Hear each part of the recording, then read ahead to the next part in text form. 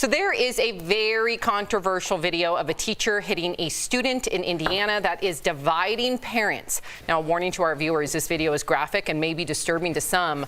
The video shows the teacher running after the student. He grabs the student, you see here, by the backpack and then slaps the student across the face.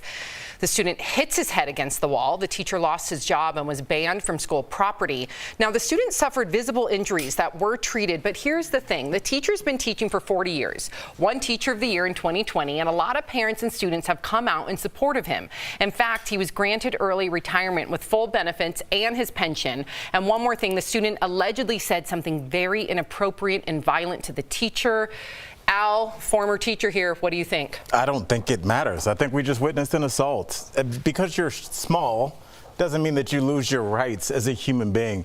This teacher was clearly upset, which as a teacher, I've been upset. We've all been in that boat. I'm not judging him for that. What I am judging him for is the fact that he chased him down the hallway and he assaulted him and he walks away with full benefits. Do I think that he should have been stripped of all that? No. But there needs to be some serious disciplinary action. And I don't think sending somebody off with a package of just retirement benefits is the way to do it when you witness an assault. I don't care how many years you've been teaching. I don't care how many awards you have on your shelf. Your job is to maintain your composure. This is not a bar. This is not a nightclub. You can't chase somebody down and hit them because they said something that you didn't like, especially a child. You know, I was so like, ooh, what'd that boy do? In the beginning, like I really was, and I'm listening to Al, and I'm like, you're absolutely right.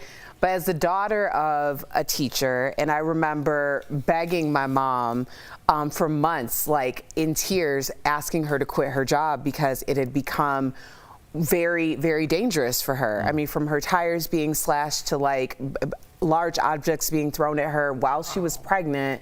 You know, it was a very violent situation, and I was like, it was creating anxiety with her and with me. So I think that sometimes there are circumstances, not that it's ever okay to hit a child, but I could see how it could happen. Absolutely. You know, especially if this person said what they reportedly had said to the teacher. I'm not excusing what the teacher said, but I just think you're bringing reality in this. This is a personal situation. When somebody says something about your wife that's close to you, it's going to have an effect on you as a human being. But if you, then again, if that, again, that's the authoritarian figure, to your point, and you saw that your child, no matter what they said, was hit and their head hit the back of the locker, what would you think?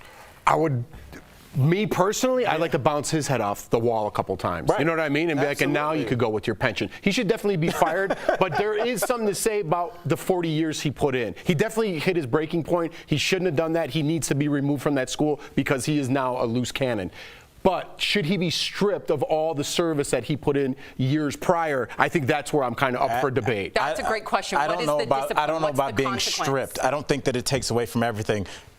I'm telling you, as a former teacher, that I still know first and last names of students that I was so angry with, I felt like I almost could not be professional. It's a day-to-day, because, and the thing I will say this on behalf of all teachers, it's not just like somebody says something to you at a bar. It's every day. Right. It's somebody needling with you, destroying lesson plans, bullying other kids, distracting when you guys are on a roll. I understand that it builds up, and unfortunately this is what it leads to, but I would hope that that school has things in place to help teachers that feel like they're at their breaking point, and clearly this school did not.